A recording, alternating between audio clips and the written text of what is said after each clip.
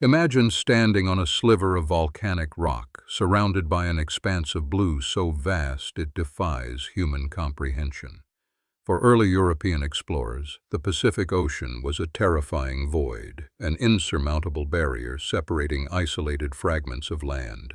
Yet, long before the compass or the sextant were conceived, this unimaginable expanse was not a barrier, but the greatest highway on Earth.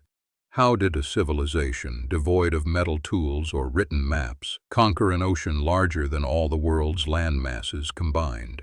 The answer lies in one of the most astonishing feats of human endurance and intellect in our collective history. The Polynesian Triangle, stretching from the lush peaks of Hawaii to the solitary statues of Easter Island and down to the misty fjords of New Zealand, encompasses 10 million square miles of restless water.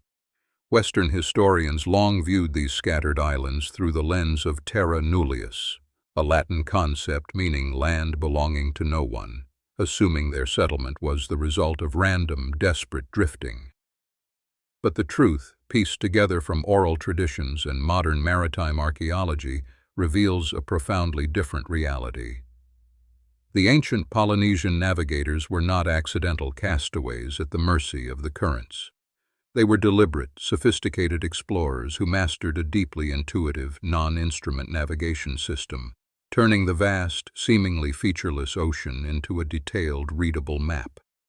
Their journeys began with the vessels themselves, extraordinary feats of maritime engineering.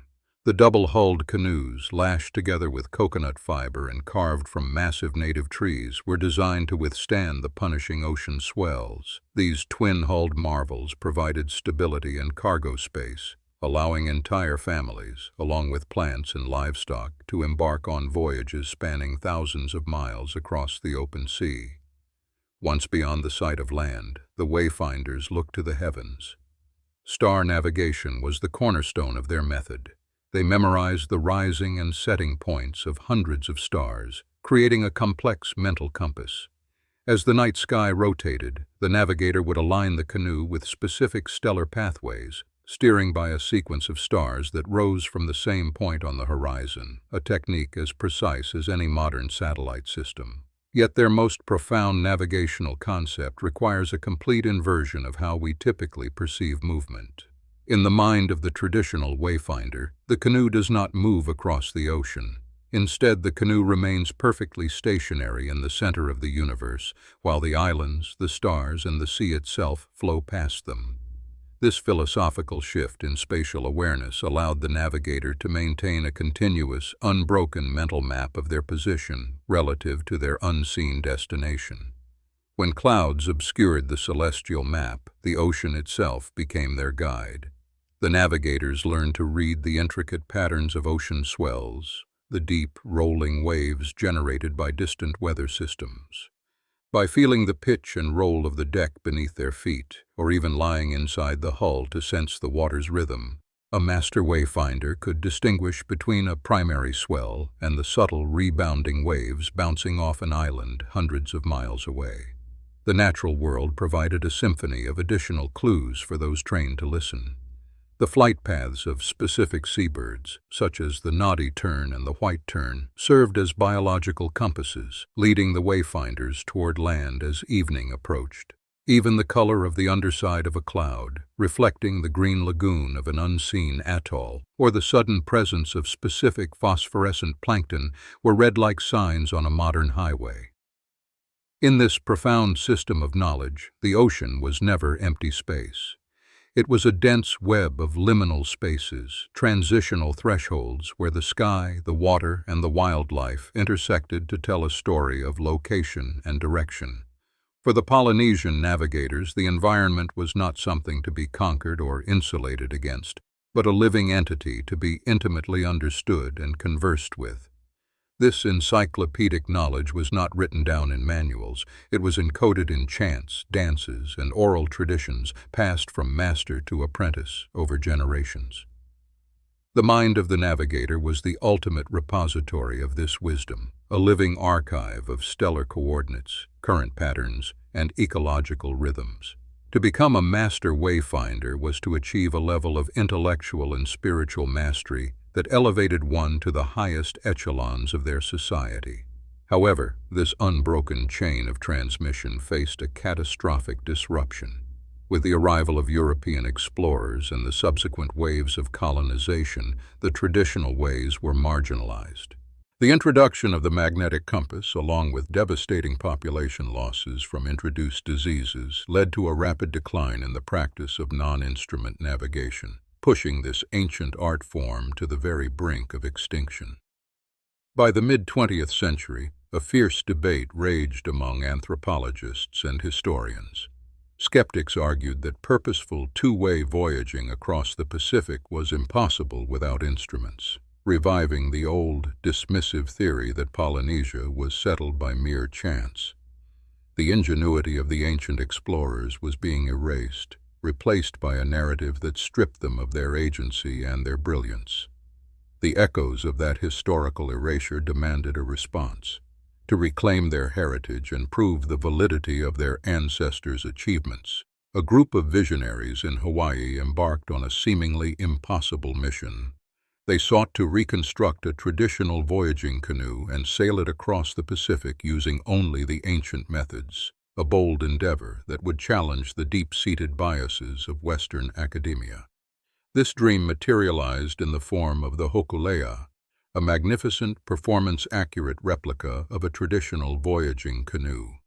Named after the star Arcturus, the zenith star of Hawaii, the vessel was a floating symbol of cultural resurgence. But building the canoe was only half the battle.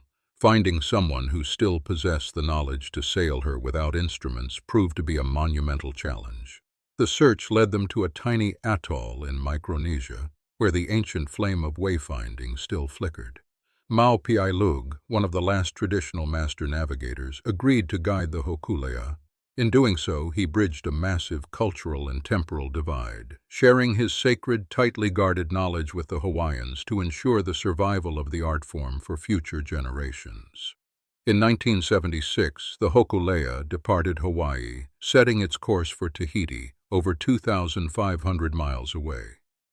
For 32 days, Maupiailug navigated by the stars, the swells, and the flight of birds, never once glancing at a compass or a chart. When the majestic double-hulled canoe finally glided into the harbor in Tahiti, it was greeted by a crowd of thousands, a joyous, tearful validation of a shared ancestral legacy. That successful voyage shattered the myth of accidental drift forever. The hokulea proved beyond any doubt that the ancient Polynesian navigators possessed a sophisticated, highly intentional system of oceanic exploration. It was a triumph not just of maritime skill, but of indigenous epistemology, validating a way of knowing the world that had been unfairly dismissed by modern science. The legacy of that cultural practice remained, igniting a profound renaissance across the Pacific. The voyage of the hokulea sparked a revival of canoe building, traditional navigation, and native languages from Aotearoa to Rapa Nui. It was a powerful act of cultural syncretism, the blending of different beliefs and practices, where modern Polynesians reconnected with their ancient roots to forge a revitalized, dynamic contemporary identity. As we explore the implications of this renaissance, we discover a profound ecological message embedded within the art of wayfinding. The traditional navigator's survival depended entirely on a deep, respectful harmony with the natural environment. They could not force the wind or command the sea. They had to listen, adapt, and move in rhythm with the Earth's natural cycles, a stark contrast to the modern ethos of environmental domination.